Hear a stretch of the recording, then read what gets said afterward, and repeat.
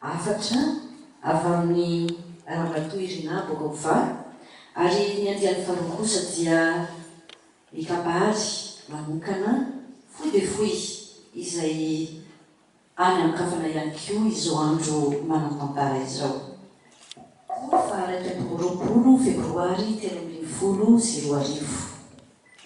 Ny andro iraisam-pirenena momba ny tendreny na koa ny teny ibeazana dia azo lazaina ho vaninandro lehibe ahafahana manasongadina ny lanja manokana anana ny teny eo amin'ny maha-izy azy ny antokon'olona tsirairay sy ny sambatan'olona manoloana ny fototra ny orinan'ny fiainam-piarahamonina ny lafiny toe-karena ary ny loafin'ny kolontsaina. Ny fimaroan'ny teny dia tanjaka sy herim-pahombiazana eo amin'ny fiarahamonina eto amin'izao tontolo izao.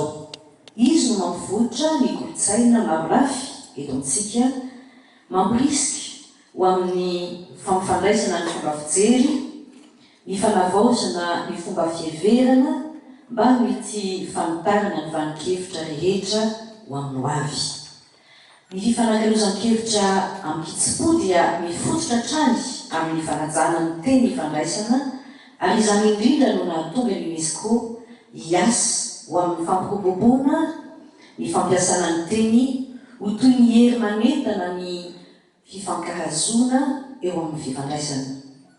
Amporisihina ny fanabeazana amin'ny tendreny izay azona kokoa miady amin'ny tsy fahaizan-taratasy sy ahafahana mametraka endrim-panabeazana manara-penitra.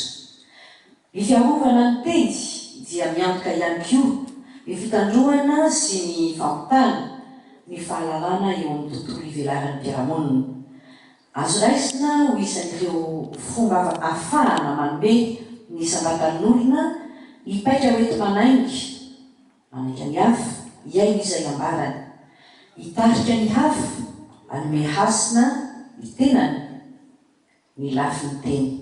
Ary izany dia ery tsy isin'ny fanelikiriana eo amin'ny fiarahamonina.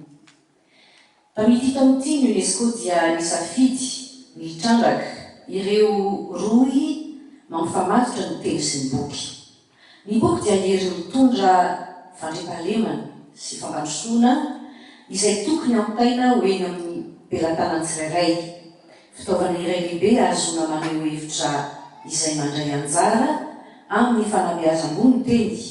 Izy io no mitaratra ihany koa midintony ireo dingana tsy maintsy nolalovan'ny teny iray mandritra ny tetezany ny vanim-potoanany fandimby. Amin'izao fotoana izao ampiasain'ny fiarahamonina ny teknôlôjia vaovao. Ny boky dia mbola mitazona ny maha-fitaovana sarobidy azy, mora kirakiraina, mateza, mora ampiasaina amin'ny lafiny fifanankalozana fahalalana, amin'ny lafiny fifanankalozan-kevitra sy ny fisokafana amin'izao tontolo izao. Ny boky no andry iankina ny fahalalana amin'ny fiarahamonina sy ny fahalalana eo amin'ny fanehoan-kevitra ary koa ny fanabeazana ho an'ny rehetra.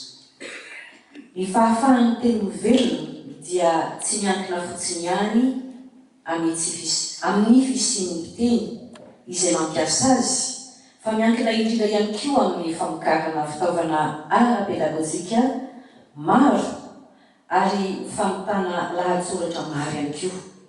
Any amin'ny firenena sasany, ny tsy fahampian'ny boky famaky sy ny boky fianarana voasoratra amin'ny fiteny eo an-toerana dia zarisakany amin'ny fampandrosoana sy ny fidirana ho isany eo amin'ny fiarahamonina.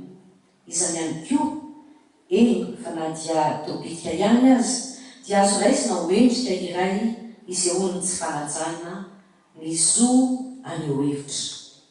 Ireo fitaovana vokatry ny haitao vaovao toy ny informatika dia mety ahazona mameno izay banga izay nefa tsy ampy, fa tokony ho azontsika izay rehetra azo atao dia ho ataontsika mba hiantohana ny fanapariahana ara-drariny kokoa ny fitaovana sy boky izay azony tsirairay indrindra fa ny ankizy vakina amin'ny teny fiteny izay hosafidiny tafiditra amin'izany ny tenindreny na ny teny beazana. Ny fametrahana izany ho azony rehetra ampiasaina dia fomba iray anafanganana ny fanatanterahana ireo tanjony fanabeazana ho an'ny rehetra amin'ny taona 2010. Ny lafiny dikateny ihany koa dia zava-dehibe hoety manantanteraka izany andraikitra goavana izany noho izy io azoana manokatra lalana ho amina tontolona mpamaky vaovao. Amin'izao taona fa 410 ankarazana miandry iraisam-pirenena momba ny tenindreny izao dia manainga ireo mpiombonantoka rehetra amin'ny UNESCO ireo mpanoratra sy mpampianatra manerana izao tontolo izao amin'ny université sy ny sekoly mba hifametana mba hanekena ny mahazava lehibe ny fahasamihafana eo amin'ny lafiny teny sy ny kolotsaina eo amin'ny sehatry ny tenindreny na koa ny teny beazana. Irina Bokova. Ny tare jeneraly ny kolotsaina teo ihany koa dia ny fisaorana an'Andriamanitra Ray Jesosy Kristy Tompo noho ny fahasoavany sy ny famindrampony tsy mety hitraka nanomezana antsika ity taona vaovao ity sy izao fotoana anio izao. Voninahitra ny ho an'ny anarany masina. Manaraka izany dia misoratsika rehetra koa nanohina ny antsy ka tonga nanotrona izao fotoana miavaka izao sady ankalazana araka ny voalaza teo ny andro iraisam-pirenena ho an'ny tenindreny izay isaoranay manokana anareo 30 tonta fikambanany Piabary misalahy manao an'izany asa izany. Noho izany anefa dia zavatra anankiray koa tsy dia mety loatra raha ao anatin'ny fisotroavana izay niarahantsika miaina na manainga amin'ny tenantsika itsika. Ny tianambarana izay dia izao matetika hafa ny lazaina ary hafa ny atao. Izany zavatra izany dia everinay eo amin'ny ministeran'ny kolotsaina sy ny vakoka fa tokony iarahantsika mametraka kolotsaina vaovao. Rehefa miteny ny mpikabary dia masondrina, mampiome, mampitomany, mampitolagaga, ny aiteny ampiasay, ny aobolana indramina.